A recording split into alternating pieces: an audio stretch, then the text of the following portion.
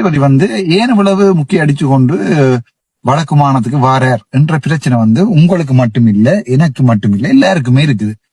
எதற்காக ஜனாதிபதி வடக்கு மாகாணத்தை நோக்கி ஓடி ஓடி ஓடி வாரார் ஒவ்வொரு முறை இதுவிட முடிய ஏன் ஓடியாரார் என்ற பிரச்சனை இருக்கு. அதுக்குரிய விளக்கத்தை தான் இந்த வீடியோல நான் உங்களுக்கு தரப்போறேன். அந்த விளக்கம் என்னண்டா, தெளிவான விளக்கம் என்னண்டா, வடக்கு மாகாணத்துல மாகாண சபை வைக்கல, வடக்கு மாகாணத்துல என்பிபி அரசாங்கம் தோத்துட்டா அது ஒரு மிகப்பெரிய தோல்வியா இருக்கும். சரிதானே?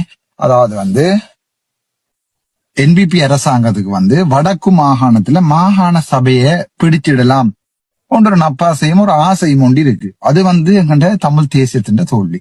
சரிதானே? அதை மட்டும் வாழ்க்கையில நீங்க மறக்க கூடாது. வடக்கு மாகாணத்துல மாகாண சபையை சரி நீங்கள் தான் சொல்லுங்க, அர்ச்சுனா வேண்டாம், அர்ச்சுனா ஆம்புலன்ஸ் போய்க்கல நெஞ்சில நோவுது, ஹாஸ்பிட்டல்ல வேலை செய்த ஞாபகம் வரும் ஆம்புலன்ஸ் அத்தைக்கு. சரி, வடக்கு மாகாணத்துல அர்ச்சுனா வேண்டாமண்டே நீங்க வச்சுக்கொள்ள, உங்களுக்கு அர்ச்சுனா பிடிக்கல, அவன் கதைக்கிற வசனங்கள் பிடிக்கல, அவன் ஒரு தற்புகழ்ச்சிக்காரன் நினைக்கிறீர்கள், 2-3 பேர் குளறதை நான் சொல்றேன். சரி, அர்ச்சுனா வேண்டாம், அர்ச்சுனா அரசியல விடுங்கடாப்பா, நான் போய் தெற்குல அரசியல் செய்வேன், நீங்கள் வேண்டாமண்டா, எனக்கு அரசியல் செய்யவும் முடியல, நான் டாக்டராகவே வேலை செய்வேன், எனக்கு இந்த தேவையில்லை.